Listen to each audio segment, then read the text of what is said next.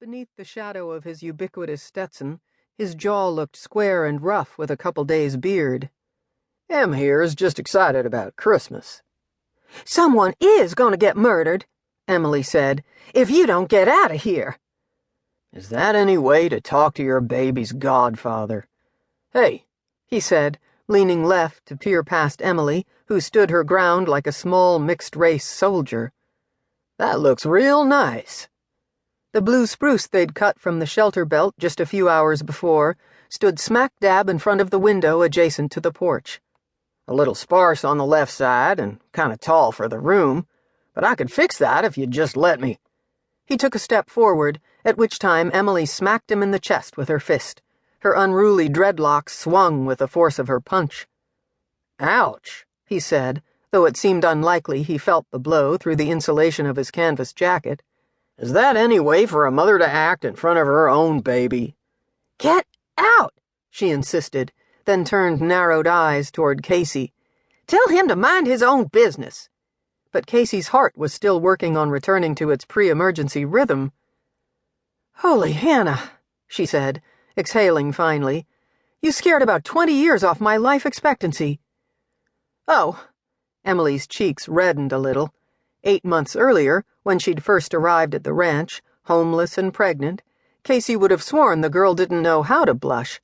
But motherhood or some other form of ineffable magic had changed that and a host of other things. Sorry, she said, but he can't come in. I just want to see my goddaughter, Colt said.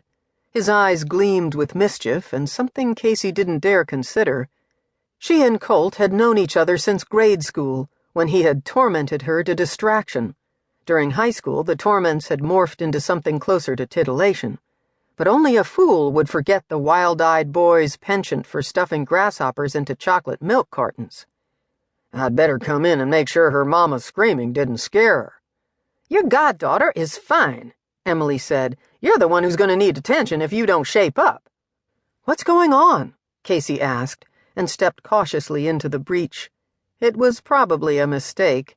Being close to Colt Dickenson was always fraught with a dozen dangers she could neither catalog nor fully understand. His tilted grin, for instance, made her intestines twist in an unacceptable manner. But a girl would have to be brain-dead to forget about sodden grasshoppers, or the adult equivalent, which she wasn't entirely sure she was capable of identifying at this juncture.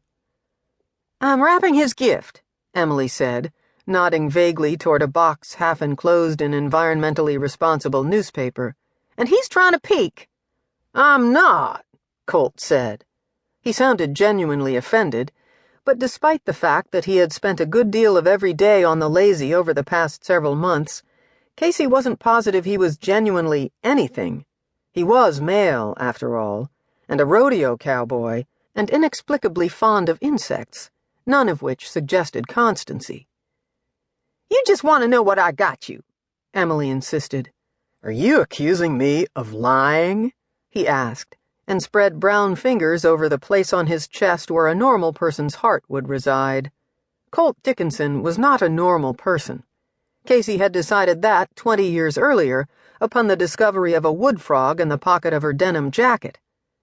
Yes, Emily said.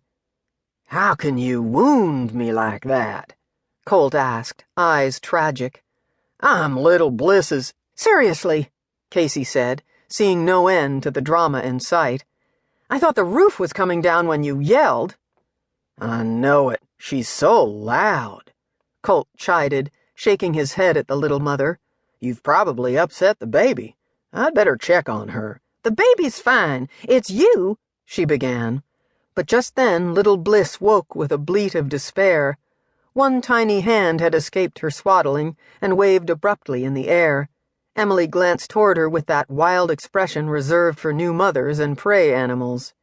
You stay out, she ordered, and went to console her infant. Colt watched her go, then leaned one canvas-clad shoulder against the door jamb as she lifted Bliss from her swing.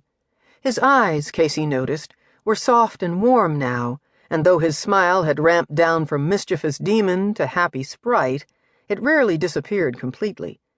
Maybe that was why it was so pathetically difficult to think like a rational person when he was near.